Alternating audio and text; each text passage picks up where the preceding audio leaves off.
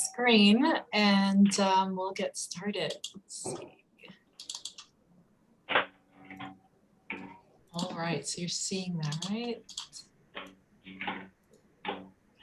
Okay, so I'm Devora, and today I'm going to share with you a bit about my story, tell you about what I do, who I serve, and some of the results that my clients get from working with me. So let's start with a question. How many perfectionists does it take to screw in a light bulb? And the answer is none. They changed it before it broke. So as a recovering perfectionist, I help ambitious women access the divine flow and ease within so they can achieve their goals without stress and overwhelm. So my story begins before I was born. Here's my mom. My mom was a preemie. She spent much of her first month of life in a hospital incubator, and she was always a little bit on the anxious side. And her family, her parents, her mom immigrated from Russia after her brothers and sisters and the rest of her family. She was kind of left behind. So there's my mom on the left, my Uncle Fred at the bottom, my Grandma Bess, my Grandpa Hank. And so my mom said that my grandma had a very hard life. And there's a story that once when they were all settled in Nashville, Tennessee, some neighbors came over bringing Christmas presents for all the kids in the family except for my grandma because they didn't know she was part of the family. And here's my dad. His mom came over from Russia as a teenager with an uncle, and sadly, there's a kind of family secret about what may have happened along the way. She was an unstable mother of 5. And here he is at his college graduation. His father was an immigrant, a house painter, a boxer, quiet man, and he was the youngest and the only boy in the family. He was practically raised by his sister here, my Auntie Edna on the left. And as a boy, he was the hope of the family. He attended the prestigious Boston Latin School and then later Harvard College. So here he is at his graduation. And back then, they sacrificed to pay the $100 per year tuition.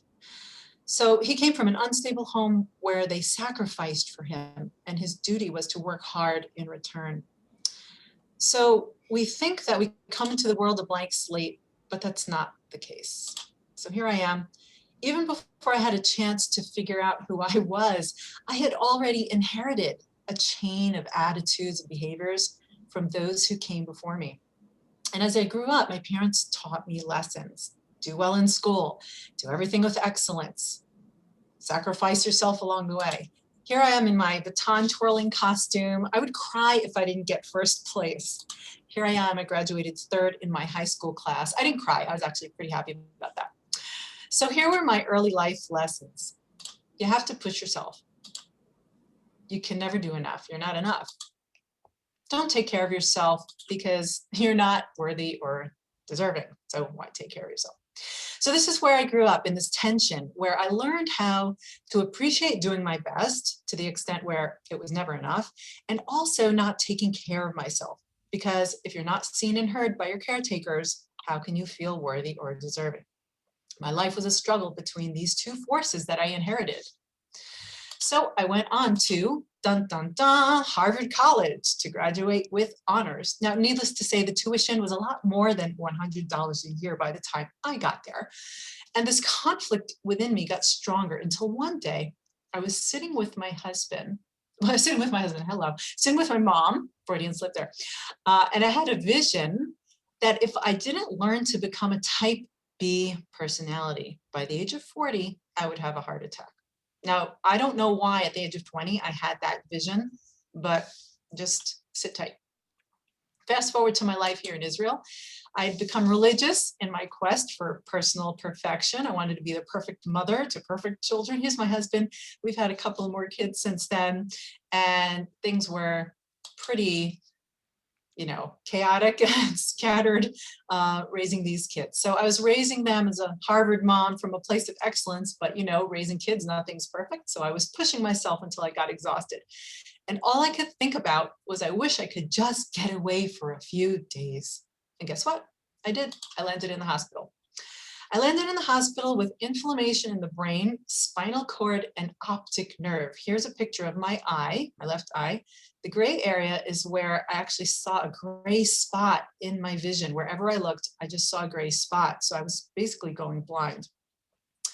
They diagnosed me with a light case of multiple sclerosis. And it was a huge hit to my perfectionist ego, of course.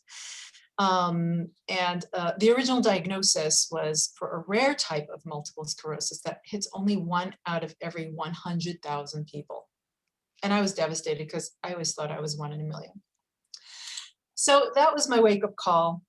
And from this, I decided I had enough of not being enough. And I decided to do a complete turnaround, 180, a swing to wellness. And you could say that getting seriously ill saved my life. And I finally started to take time to give to myself. So I worked with a team of practitioners, including a mentor who coached me through the healing process, and a naturopath, a homeopath, and everything you could think of. I deepened my relationship to myself, my inner guidance, my relationship to God. And I discovered an inner strength and intuitive abilities I didn't know that I had. And so this personal journey from chronic illness to wellness inspired me to help other women who push themselves hard and feel pulled in different directions without taking care of themselves. So my mission is to help ambitious women access the divine flow and ease within so they can achieve their goals without stress and overwhelm. And I do this through high-level intuitive coaching and healing, working together with the divine. And so I want to share with you a little bit of background of relating to what we talked about in the beginning. So this is a family tree. Here's you. And as you can see, you're connected to your 2 parents. They're each connected to 2 parents, and so on and so on. And here, 4 generations, you've got 16 influences. And if you imagine, if you continue this, how many influences that you get in your life coming down your family tree, genetically, through your DNA, through the nurturing process, nature versus nurture, all of that, your influences, then by 20 generations back, you have over 1 million influences on the DNA level and in that nurturing level. By 30 generations, over 1 billion influences. So how do I help? So I help on different levels. I teach my clients self-healing, stress release techniques to be calm and find inner peace. I help them with spiritual empowerment so they can lead from your divine essence. And as an intuitive coach, I help on different levels. My clients get awareness about how their circumstances then create thoughts and emotions and behaviors that then end up in their results, the results of stress and overwhelm and everything that comes from that. I help them connect to their inner guidance so they can get clarity in ways that work for them. I help you create new mindsets and an action plan so you can move forward with confidence. And finally, as a coach, accountability to achieve your goals with a high level of support. And what makes me unique from all other kinds of coaching is the level of divine energy healing that helps you get better results faster by healing on deep levels, particularly the levels of those influences that we spoke about earlier. So here's Cynthia. Cynthia is an emotional wellness coach, and she came to me as a busy mom with 2 kids, a special needs kid, stuck at home in the lockdown with homeschooling. In her words, things were muddy, there was craziness, life was a merry-go-round. She was overwhelmed with high stress levels. And as a result of working together in all those levels I just showed you, she reported getting better sleep, waking up feeling her purpose. She gracefully shifted her awareness from business to family, she said, feeling peaceful and present, grateful and grounded, and as an added bonus, achieved her weight loss goal. Nice job, Cynthia. Here's Joy. Joy is a communications consultant transitioning into a life coach, and she came to me as a single mom with a lot on her plate. She had spent her life taking care of others, including her mother, And she was feeling confusion and inaction in her business with a lot of self-judgment, self-doubt, that imposter syndrome thing really stuck in her story.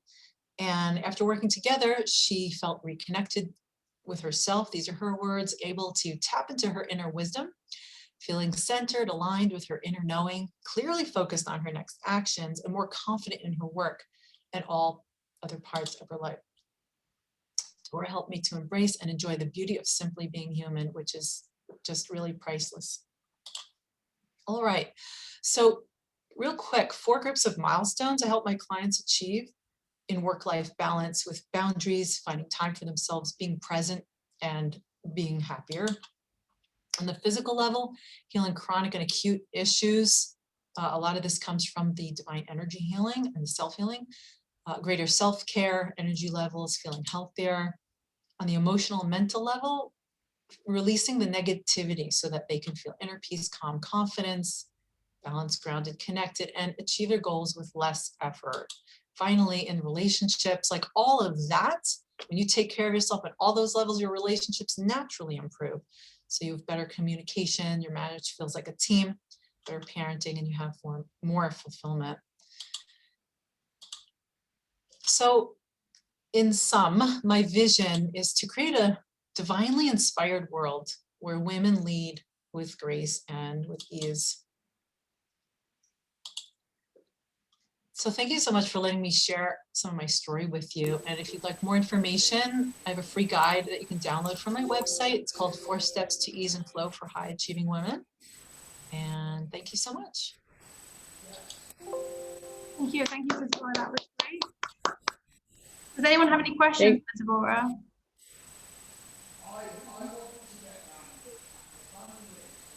Any questions?